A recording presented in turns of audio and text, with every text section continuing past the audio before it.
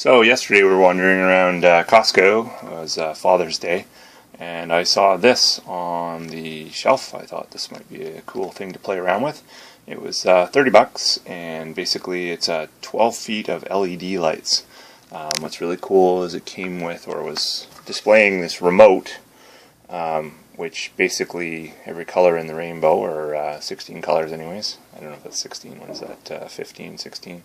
So the basic color set, so figured it would be fun to maybe play around with that, see if I can control it with my Arduino and my Raspberry Pi.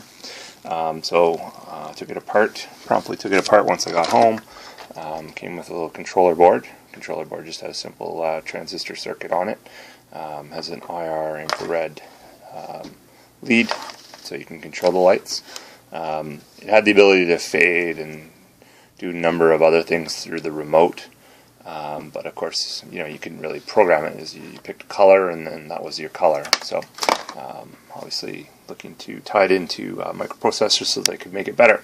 So here is my circuit, simple transistor circuit. So we have the digital outputs, PWM, so pulse width modification, so we can change the voltages that are going out.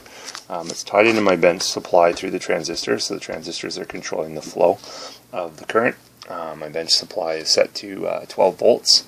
So basically, excuse me, the lights are controlled by the Arduino. So the Arduino, when I turn it off and on, I'm going to reset it here. So now what we'll do is we'll just watch, go through the different colors. I have a program for each of the colors that I thought were reasonable colors, that you could see a reasonable difference. So like yellow, blue, green, red, that sort of idea, and some of the colors in between. And then what I also did is I just quickly added to that a program whereby it would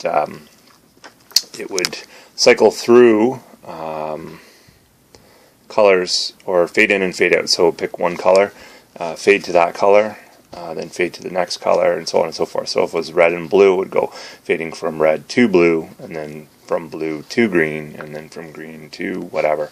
The secondary color was always random. Where it left off was the color started with, so we can see that it's actually cycling through that right now. So basically there's purple, and it's going to go from purple to sort of pink, maybe it's headed to red. Yep, that's definitely red. So then we're getting red, and then it'll go from red to the next color, and so on and so forth. So it's actually pretty slick. Haven't figured out exactly what I'm going to do with it yet. I have been playing around with the XPs. You can see them in the background. I have a circuit here as well for thermistor. So I was actually playing around with some temperature stuff. I thought it might be cool to actually control the lights based on the temperature. But the varying degrees of temperature aren't really enough to go from like a red to a blue.